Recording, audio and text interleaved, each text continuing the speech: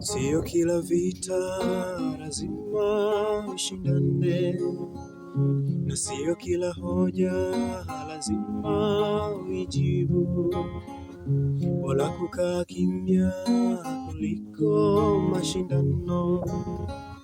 Tujifunze kwa Yesu, Yesu mfano bora, na jibu la upole hugeuza mashindano, na jibu la upole huondoa hasira. Sio kila vita lazima ushindane, na sio kila hoja lazima uijibu. Bora kukaa kimya kuliko mashindano.